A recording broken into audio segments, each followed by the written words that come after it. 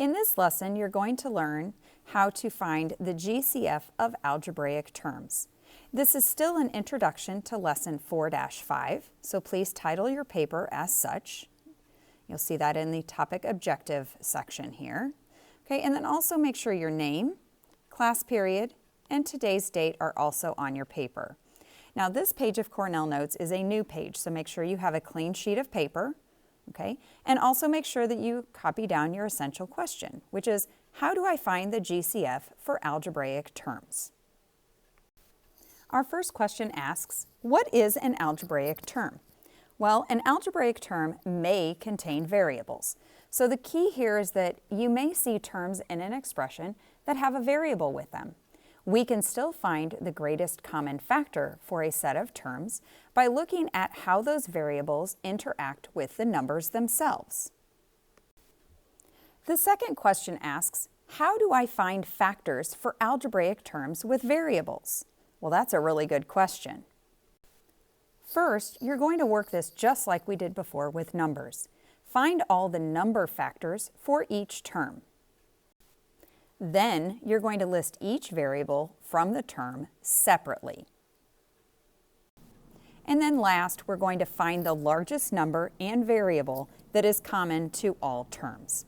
This is going to look just a little bit differently than what we did when we were only considering number terms. So let me give you some examples to copy into your Cornell Notes so that you can see what this looks like.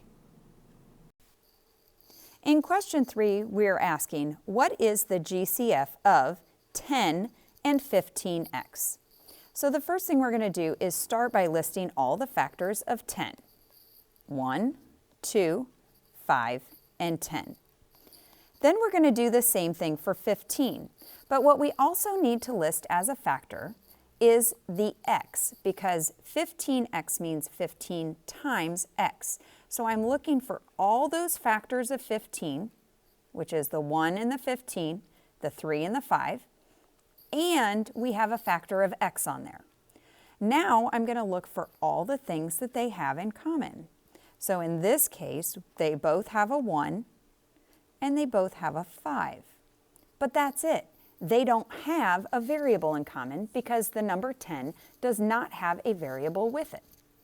So instead, our greatest common factor is only going to contain the things that are common to both terms. In this case, the GCF is equal to 5. But sometimes we run into questions where we have common factors, numbers, and common variables. So let's look at question number 4. What is the GCF of 6x and 9x? So we're still going to start with our same process. Let's list all the factors of 6x. So for numbers, we have 1 times 6 and 2 times 3. Then we also have an x on that term. We're going to do the same thing with 9x.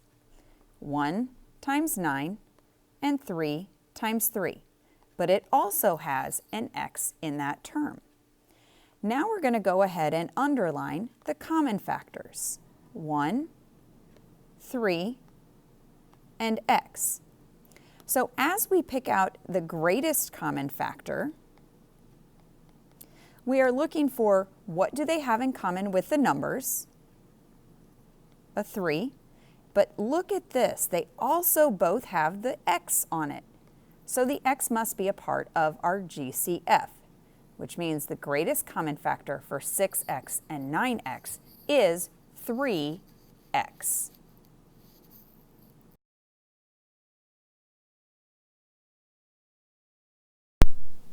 Now turn your paper over so we can do some more examples together. Let's take a look at some more examples. This time we'll focus on examples that are a little bit more complicated so that we can practice finding the GCF for algebraic terms.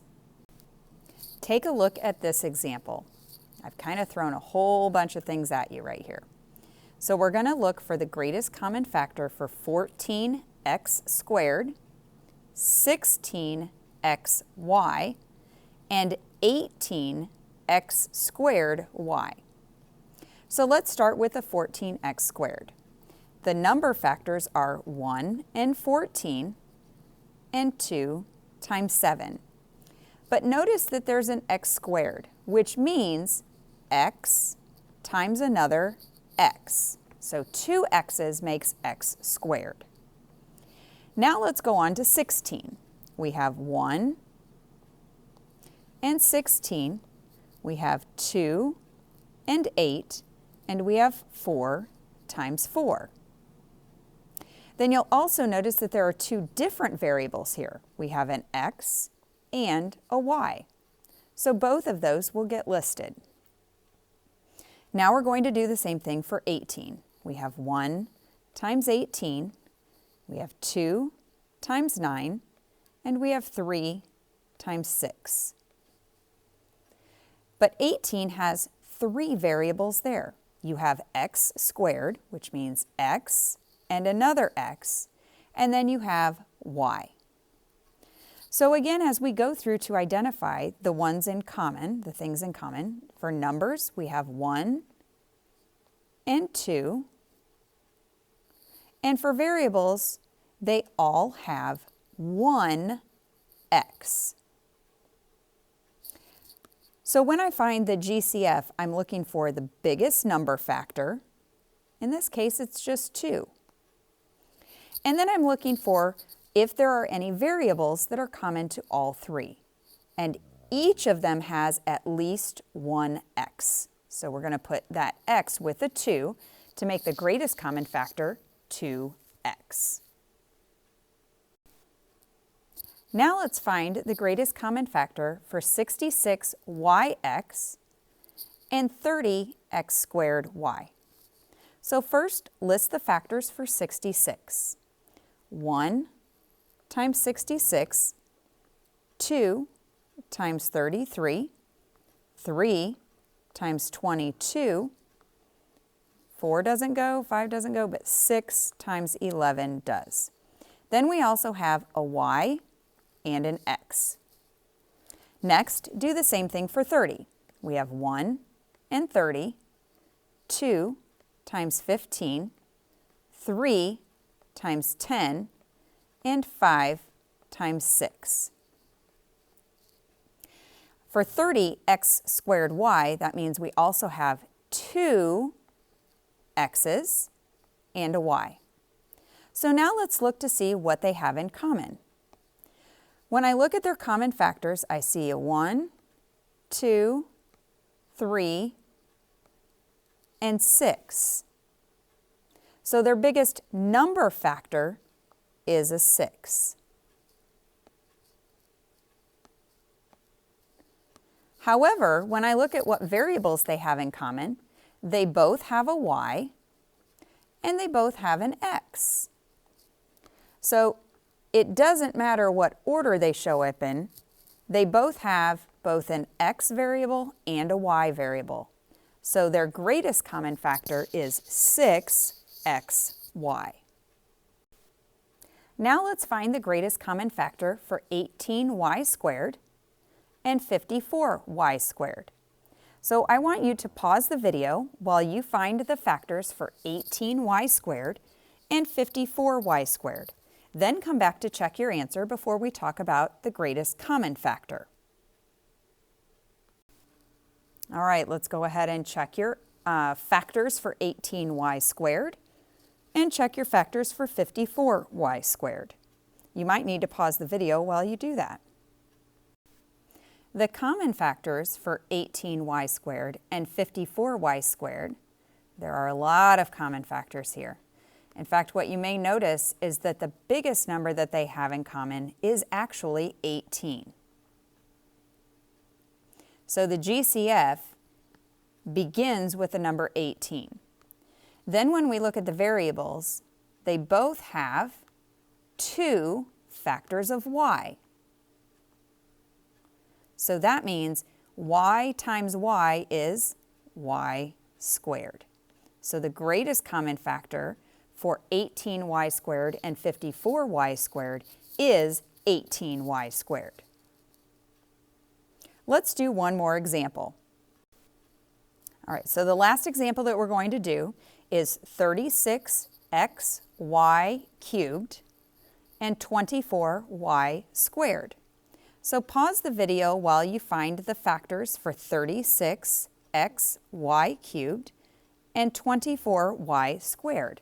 Come back and check those factors before we move on. Here are the factors for 36xy cubed. Notice that in the variable section of our factors, there are 1 factor for x, but 3 factors for y. Now here are the factors for 24y squared. Notice again that y squared means there are 2 factors of y. So the next thing I want you to do is identify what factors they have in common and underline those, including any variable factors that they have in common.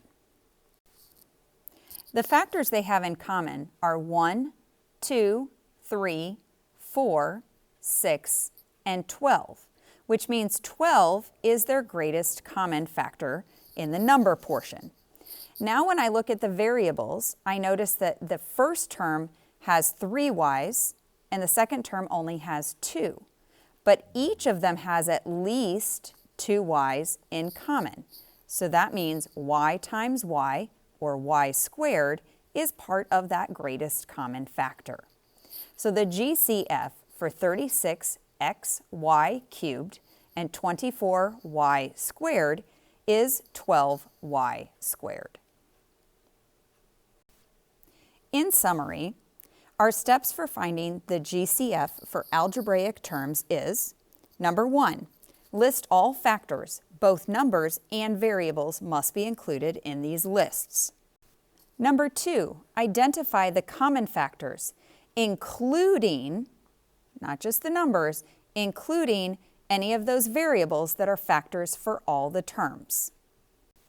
Once you have identified the common factors, including variables, remember that the GCF may include numbers and variables. Doesn't have to, but it may. Depends on what they have in common. Make sure that you have your notes completed. You should have all steps and all work with each of these examples.